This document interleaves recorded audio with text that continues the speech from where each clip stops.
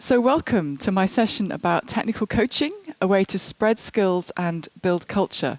And I just wanted to begin by showing you a video, and it is totally relevant to my talk, and it's 2 minutes long. So just spend a couple of minutes. I provide training materials so you can host technical coaching sessions with your team. A guided learning hour is a bit like a normal video training course, teaching skills like TDD and refactoring through slides, demos, and exercises. But it's as interactive as I can make it. I'm using the best available brain-friendly teaching techniques to make it more fun and effective. Plus, I want you to get your whole team to do it with you. Learning is social, and knowledge has a context. Based on my many years of experience, I provide training materials so you can host these sessions. I want it to be possible for you to be the hero, the change agent, the technical coach, at the same time as 95% continuing to do your normal developer job. Why don't you try a guided learning hour from my playlist and let me know how it goes? We really have to do something about the amount of technical debt in the world. So that was hopefully a little taster of what it is I'm doing with my technical coaching these days. More about that later. What I wanted to do first, though, I'm going to introduce myself briefly. I'm Emily Bache, and I have a YouTube channel, as you've just seen, and I've written a book. And directly after this session, I'm going to be signing copies of it downstairs if you're interested to come and talk to me and find out more. I wanted to begin by talking about what's important, my influences, what I think software development is all about.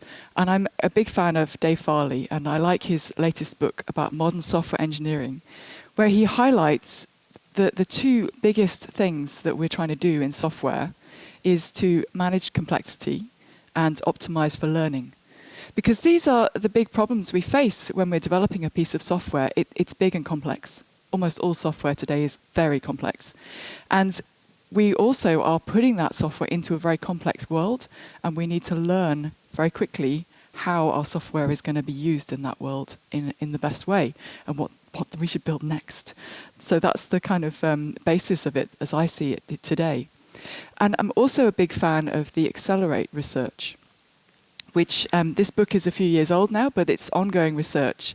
And they are looking to identify these elite organizations who are very, very good at delivering software and try and find out how they're doing that.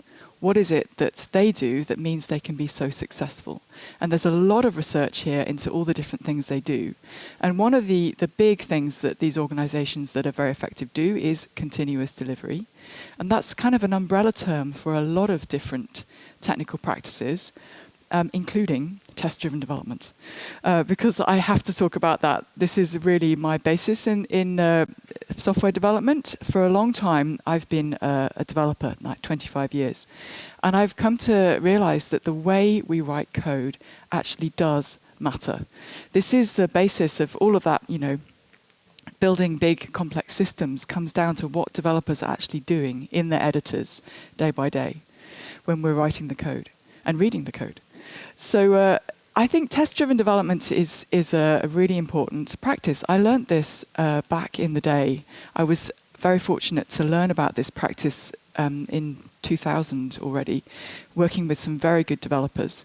And it just transformed the way I wrote code. And I thought, well, this is great. This is how everyone should do it. And it affects the way you write code at the minute-by-minute level of the decisions that you make while you're coding. And it's a very different way of working than what most people learn in like university and so on when they learn to code. So I'm just interested, is anyone here doing test-driven development in their production code? Oh, fantastic. That was like half the people here. That's a lot of people. So that's actually pretty unrepresentative as far as I can tell for the industry. Because, there hasn't been much research done into this, but I've got this study from 2015 where they got hundreds of developers to install a plugin in their IDE, so the researchers could tell what they were doing, so they could make this kind of picture of they opened the IDE, they opened the code editor, they ran some tests, they opened the debugger, the tests failed, they could see what they were doing. And they could analyse this data and work out, are they doing TDD? That was one of the questions. They asked them, actually, are you doing TDD? And quite a few said they were. But unfortunately, when they analysed the data, less than 3% of these developers were actually doing TDD, with a fairly generous interpretation of what that is. And less than 20% were running any unit tests at all, which seems kind of shocking to me, because if I am working in a project that has unit tests, I'm going to be running those, you know? So even if I'm not writing any. So this is it's from 2015, so the world hopefully has moved on a little since then. But when I'm out consulting, meeting people who are doing TDD actually is quite rare. So, but since there are so many of you here who actually have learnt TDD, perhaps you can help me out and explain how that happened. This is a Mentimeter survey. You've all seen these in the keynotes. I haven't managed to get the little QR code on my slide, though. So you'll have to go to menti.com and use the code 85067368. I hope that's not too small to see. So I've got a long list here of ways that you might possibly have learnt TDD. And this is just things that I thought of and from having talked to people. So did you perhaps go to a book club? Or did you go to a training course for a few days? Did you learn through code reviews or hackathons? Did you do online training videos? Were you pair programming with someone who already does TDD? Did you do some practice on code carters? Was there a community of practice where lots of people who come and talk about TDD and how they do writing code? Did you get some technical coaching? Something else that I haven't thought of? Or perhaps you're just interested in, you haven't actually learned TDD yet, so that's also an option. Cool. Well, I'm very happy enough of you have found the survey to get some meaningful results here. So, yeah. The top options for how you learnt TDD were pair programming with a TDD practitioner and practicing on code carters and exercises, which actually totally matches what people normally say when I ask this question. It's not the first time I asked a group of programmers like this how they learnt TDD, and these really are the top options. I'm a bit surprised, though, so many of you are citing that instructor-led training course for a few days, because I've got a YouTube video that says training courses don't work to learn TDD, because in my experience, you go to your training course for 2 days and you do TDD and it's all fine, and then you get back to your desk and you're like, I was supposed to write the test first. Maybe I'll just write some code, because the production code is so much more complicated. Anyway, so I usually find that people don't put that because it just doesn't work.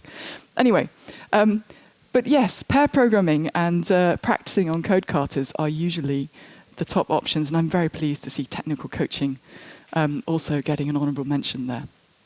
That's what this is about. Oh, that's the next question for this one, but we're going to do that in a minute. So, let's see if I can get back to my slides. There. So how most people learn TDD by practicing on code carters or pairing with someone who already knows it. This seems to be very common. So I'm coming at this as a technical coach. Well, I want to scale this. I think everyone should learn TDD, and this is a really good way of working. So a technical coach, that's one of my goals. And I've been doing this for a few years now, and I just thought I would mention my book again. But the whole idea basically is that this is a concrete, practical method for doing technical coaching. And the word Samman, if you're not Swedish, you might not know, it means together. And I thought it would be good to have a name for the way I do this. And it's the most successful method I know for spreading a practice like test-driven development in an organization above pair programming with someone who knows it and doing code carters. So I just thought I'd try and give you an impression of what outcomes you could expect from technical coaching. This is the top 4 from a long list of possible outcomes that I asked people who did some coaching with me. And they say that they have improved teamwork and collaboration because having coaching with their team. They're more likely to write unit tests. That's good. Commit code more often, more likely to refactor. So more likely to do TDD didn't quite make the cut. I think it takes quite a period of coaching before that would be one of the outcomes you'd see, actually. But these are all pointing in the right direction. And then I wanted to talk about how this kind of fits into the organization as a whole. This is a picture from Siemens, how they organize leadership in software development. And I don't know how other large organizations do things, but it's maybe kind of similar. They've got these 3 areas of leadership that kind of, here they're trying to show that they collaborate. They're on the same page. You've got the R&D project manager, you've got the product lifecycle manager, and you've got the architect. And they're a team of leaders. And I also noticed that they also have coaches to help them with their job. So we've got the Scrum Master, who helps the teams with the process and the ceremonies and managing the stories and I don't know. And then you've got the product side of things. You often have some kind of agile coach who will be working on the business side of things with how do we know what to build, what A/B tests should we be doing, and how do we coach all of the teams to do the right kind of product things. And then on the architecture and the technical side, there should be a technical coach, as far as I'm concerned. But normally, there isn't. Normally, organizations are full of Scrum Masters and Agile coaches running around, but very few of these more technical coaches. And I'm like, well, doesn't architecture need that too? Don't we need someone helping the teams to implement the code correctly and use design patterns and So I'm trying to point out that technical coaching is a kind of coaching, and this it's in there. It's in the Agile Coach Competency Framework, which was made by Lissa Adkins and Michael Spade a few years ago. And I thought it was worth just going through this because technical coaching is a kind of coaching, and all coaches have a background in actually doing the thing that they coach. So all Agile coaches have been a practitioner in some kind of Agile or Lean context. That's the experience you have in your background. And then all kinds of coaches also have some kind of expertise that they could bring to the role. And there are 3 main areas of expertise. It's the 3 with the diagram I last showed. The transformation mastery, that's the process. How do we change an organization? There's the business mastery. How do we know what to build? What is the product? How do we delight our customers? And then there's a technical area which is like the code and the coders and how do we actually build software. And all coaches have expertise mainly in one of these areas. A few might manage 2, but I don't think you can get an Agile coach who would be able to be expert in all of these areas. It's too much. Certainly if you want someone to transform your organization or process your business, you would not hire me. I'm pretty bad at that stuff. I kind of know the basics, but really, you want to hire someone else. But if you want some help with the code and the coding, I can manage that part. But then the sides here, the X-wing here, the sides. This is the actual activities that a coach does and the kind of the skills that you bring. So this is the same actually for all these kinds of coaches. You spend time teaching and mentoring, and you spend time facilitating and professional coaching. And these are all kind of people and interaction skills, actually. This is the main part of what you spend your day doing.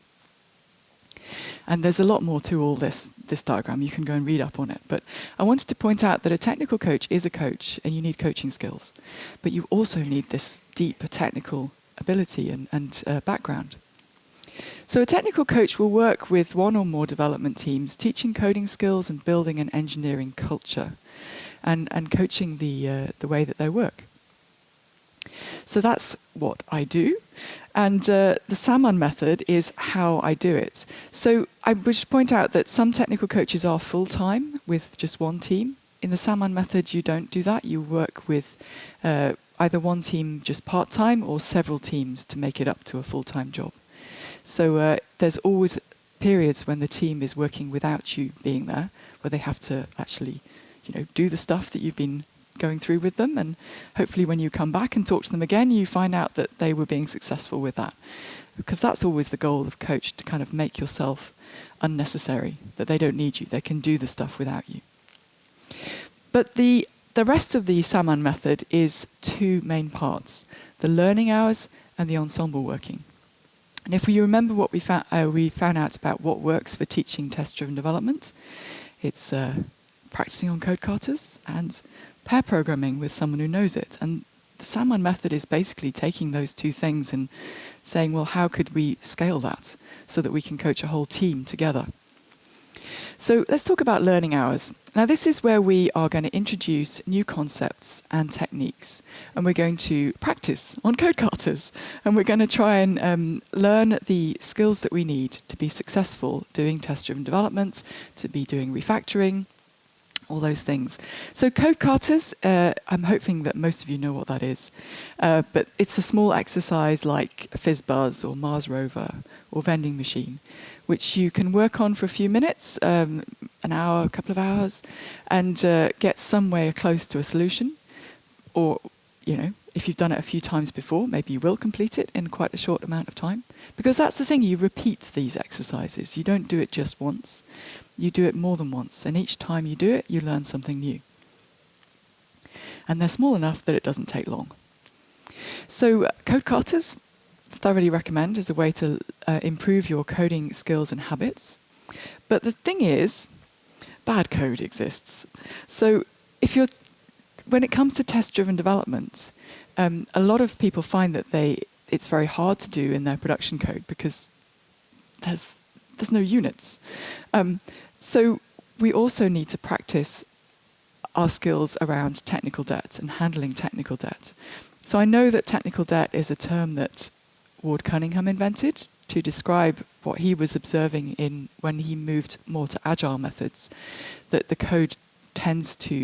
design tends to kind of drift. But I like this definition from Martin Fowler, which is much closer to what we mean by it today. Technical debt is deficiencies in internal quality that make it harder than it would ideally be to modify and extend the code. So it slows us down. This is the guy who wants to move quickly and be agile, but there's technical debt. And this is a problem for agility. It's also a problem for doing test-driven development. So this is why we have refactoring katas, so that we can improve our skills at handling technical debt and get to the point where we could do test-driven development. So I've got a lot of refactoring exercises, katas, that I use in my coaching. Parrots, theatrical players, tennis, these are all great exercises. And the starting code for these is on my GitHub. I've been sharing these exercises for, more than a decade. I've got lots of them. So one of the most popular ones I have is the Gilded Rose refactoring kata. It's such a cute little problem. And you can't read this code, it's too small, but you can see the shape of it. And you can see just from the way it's indented, this is bad code. This is not code you want to see in your project. But this is a small exercise that you can use to practice the skills you need to actually handle this and refactor this safely and improve it. And actually, in a few minutes with some good tools, you can actually really improve this code very quickly. And it's a very satisfying exercise. I do recommend it. I've got a video out just this week with me solving this one way. So if you've ever worked on the Gilded Rose kata, you might want to go and watch that and see how I would solve it. Could be interesting. But so learning hours is when we're going to use one of these exercises basically to practice coding skills. And we also get the whole team together, and it's a kind of a team building exercise as much as it is a skill building exercise, because we're going to work in pairs on the kata, or we're going to work it all together, and it's can be really positive time for your team. As I mentioned, though, there is this gap between the code kata and your production code. And it's like you can be feeling really good about, I can do this, I can do TDD. It's like being able to ski down this slope. It's like, I'm really good at skiing. And then you look at this and you're like, yeah, okay, I think I might need some help getting down this. I might not be able to go very quickly. So it's like that when you come to your production code. You're like, oh, I can do TDD now. And it's like, yeah, okay. This looks much more difficult. So this is where you need a coach or a pair who's going to help you. And that's the second part of the Samman method. As well as the learning hours and the nice friendly code cutters, we're going to work together on your code, in the production code, where it's difficult, in an ensemble. So I'm interested in this, whether you know what I mean by ensemble. So this is my next Mentimeter question. Do you spend how much of your time when you're spending coding, how much is that alone, how much of that is pairing, and how much of that is in an ensemble of 3 or more people?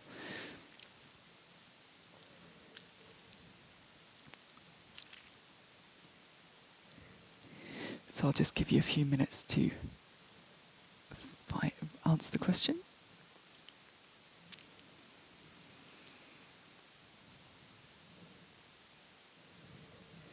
Right, so there are a few people doing some pairing. That's kind of encouraging. There's a bit of pairing going on, but mostly people are working alone, and this is very typical. I recently asked this question of a company that does ensemble full time, and it was completely the other way. I was like, wow, I've never seen that. So there might be maybe a couple of people who are doing a bit of ensemble occasionally, but it's still not a very widespread way of working, which I think is a shame, because it's also, I mean, in my experience, test-driven development transformed the way I wrote code. And then I found the same thing, ensemble just transformed the way I wrote code. I think it's just as powerful a technique. So anyway, that's interesting. You're not doing it very much, not many of you at least. So ensemble is another word for software teaming, which is what Woody Zuhl calls it, and he basically originated this technique. And he describes it as all the brilliant people working on the same thing at the same time, in the same space, on the same computer.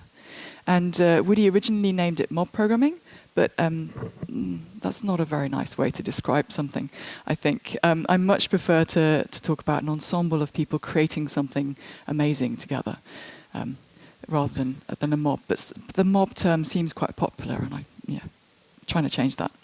So ensemble working is when you're in the context of technical coaching, you get the whole team together, and you collaborate and write code together. And the coach is there with you, supporting you every step of the way and helping you to adopt these practices that you need to learn, like TDD and refactoring. The basis of this way of working is that we're going to treat everyone with kindness, consideration, and respect. This is what Diana Larson was talking about yesterday in her keynote, about the leadership matters, and the psychological environment that you set up for people will affect how well they can work together. And in the ensemble, it's real-time collaboration over code. We need to trust one another and feel comfortable writing code in front of each other. And there has to be an environment where that is safe and encouraged, and we feel like we're a part of the team, and we're not going to get blamed, like Diana was saying. So that's the basis of it. You have to have good teamwork.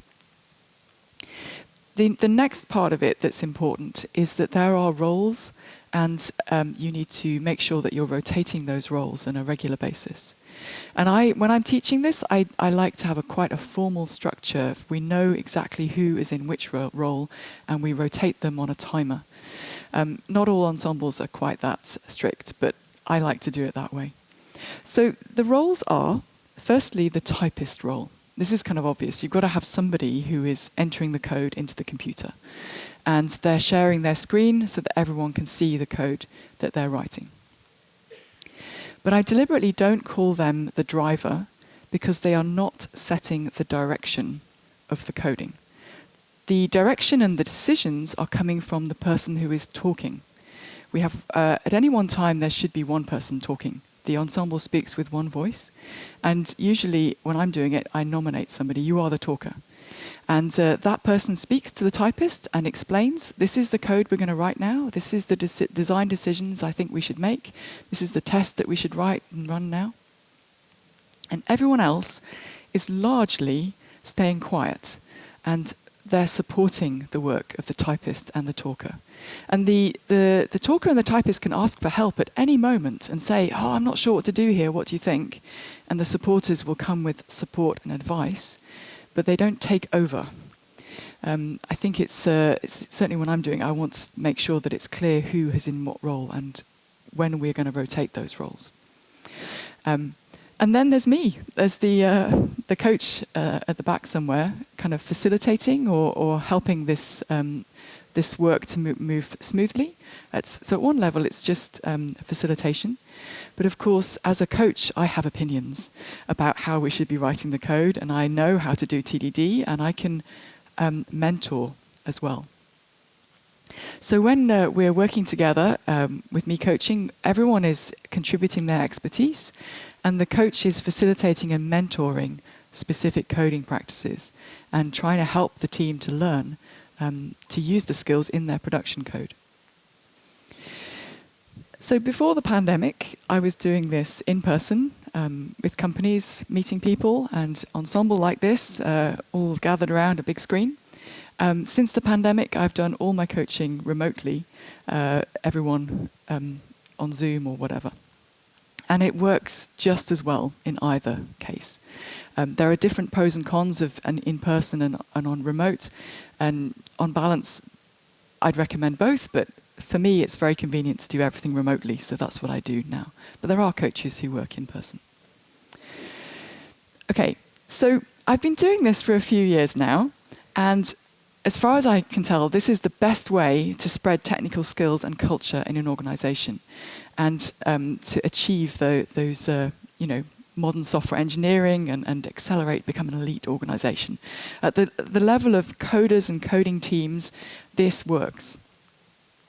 So now I've got a little story for you. This was a few years ago now, maybe 4 or 5 years.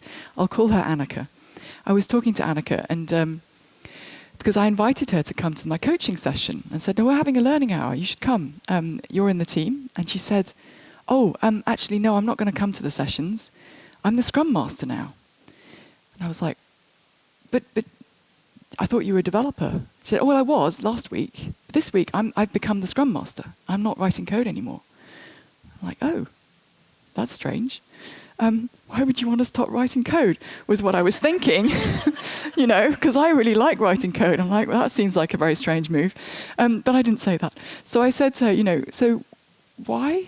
And she said, oh, well, I had this conversation with my boss a few months ago because he noticed that I had an aptitude for working with people and he thought I'd be good at coaching. And he arranged that I could go on a Scrum Master training. And I went on this training. It was fantastic. I met so many people. And there was, I learned all this stuff. And it really spoke to me as what I want to do. And there was a certification, and there's conferences and books, and there's a whole community that I've become part of. And it's like, this is fantastic. And I was sitting there thinking, okay, I can understand why the idea of becoming a technical coach never occurred to Annika. Because there's just me and a couple of my mates kind of waving. We haven't got conferences and we haven't got certifications and trainings and all that. And I'm like, and there's nobody's boss is recommending that you become a technical coach. So I'm like, okay, this really works. How do I get people to start doing this? So I came up with this vision for what I'm trying to achieve here. It should be as easy to hire a technical coach as it is to hire a Scrum Master. So I've written this from the point of view of that manager advising the young up-and-coming programmer. I want them to know what a technical coach is. I want them to know how they would, why they would want to hire one, what they should pay them, and to be able to see the potential of a developer and encourage them to take that career option. So for this to be true, a lot of things have to be in place. And I'm doing my best. But I'm kind of interested now.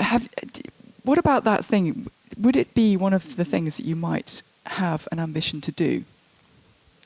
If I just could ask this question, would you be interested in taking a technical leadership role or coaching and teaching programmers around you?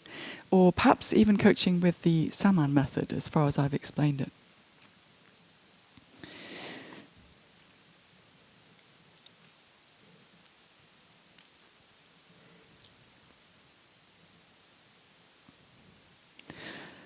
Yeah, so a few of you have had a chance to answer this now, and the results look very encouraging. Yeah. So there's a lot of developers at this conference, and I'm assuming you're mostly developers. And it seems that coaching and leading the programmers around you, and even the Samman method could be interesting for some of you. So this is very encouraging. And this is kind of what I feel that there's lots of programmers who'd be able to do this and be good at it. And so if we could make this into a career option that managers were encouraging and wanted to hire, maybe it would be something. Maybe it would be more widespread.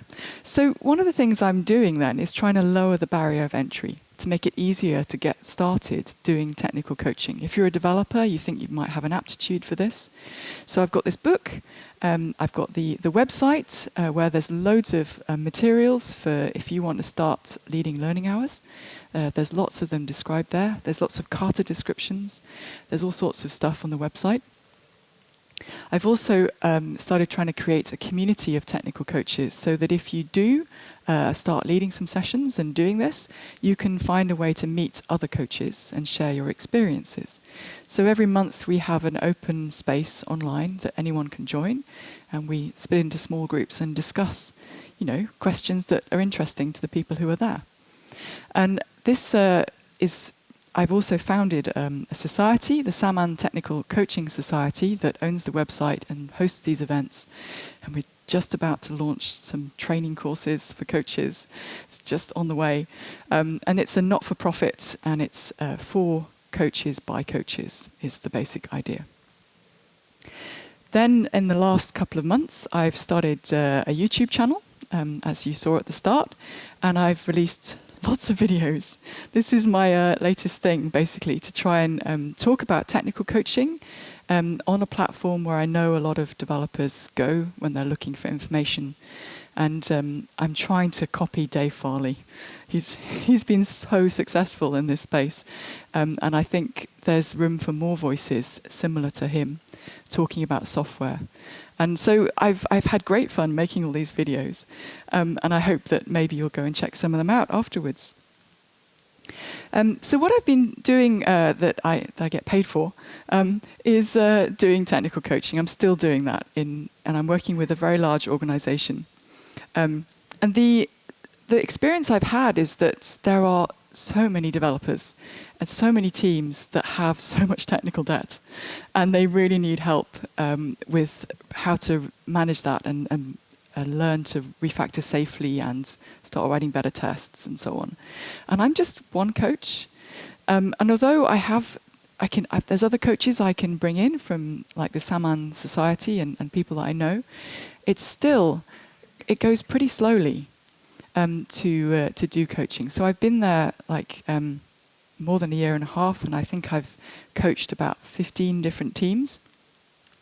And it takes a long time to make an impact on an organization of that size, with just me and some of my friends.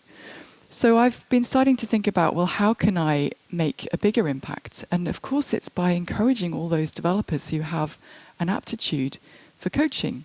So there's 20% of developers or something perhaps have the skills, the people skills and the aptitude for coaching. So I'm started making videos that are, I call them a guided learning hour. And the idea is that any developer with a little bit of a talent for facilitation could lead this for their team with the help of the video and the materials that I provide. And in less than 1 hour of preparation, you can put together this session, book it in your team calendar, just 1 hour, and that's enough that you could lead this session, and your team could learn something. You could try out what it's like being a coach a little bit. You can do a code kata, fun exercise, And this could be a way to start making an impact to a lot more teams, and to start to spread the idea that technical coaching is something that ordinary developers could do alongside their main job if they're getting support from someone like me. And then maybe in the future, those developers, some of them would turn this into more of a career and get some more training and start to do more of this kind of stuff. So I've just literally, this is happening at the moment. I'm just launching this program at my client now to try and scale it from just me and a few of my friends to many developers in many teams leading learning hours with support from me and materials.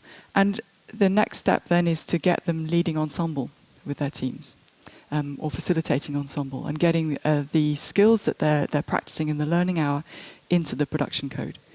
I'm still working on the best way to train ordinary developers to set up an ensemble with their team, but I think it looks like those developers coming to an ensemble with me regularly so that they get to see how I set things up, and then they experience what it's like working in ensemble, and then they can hopefully repeat that with their team. So I'm still working on that part a little bit. But the guided learning hours are out there, and you can get them on YouTube. My client was so generous that although they are paying me to make these videos, I can also put them on YouTube without that being a problem. So I can make them available to everyone. So this is what I'm here to talk about today. This is my last slide. I just wanted to summarize. Technical coaching. This, I think, needs to be more widespread, and I'm working on that. A technical coach is a kind of coach. The things you do are the same as other coaches, except your focus is so much more technical on the code and the way the code is being written and the people who are writing the code. The main things that I try and work on are the skills of the developers I meet and the culture in that development team, so that they not only learn the skills and have the ability to refactor, but they're working in a culture and an environment where that's encouraged, and the people around them are like, yeah, we should refactor. And that's equally important. I'm hopefully going to enable more people to do test-driven development, because I see this as an absolutely key skill for developers to manage complexity and to optimize for learning while you're developing, which I think that's the modern software engineering. And technical debt is, everyone has technical debt. The only question is whether you can deal with that effectively, and whether you've got the skills and the culture where you're actually making an impact and improving matters and getting people to be able to move more quickly. And I just trying to make it easier to get started with technical coaching, with my book, the website, the society, the YouTube videos. All of this is to support my goal of it should be as easy to hire a technical coach as it is to hire a Scrum Master. Thank you.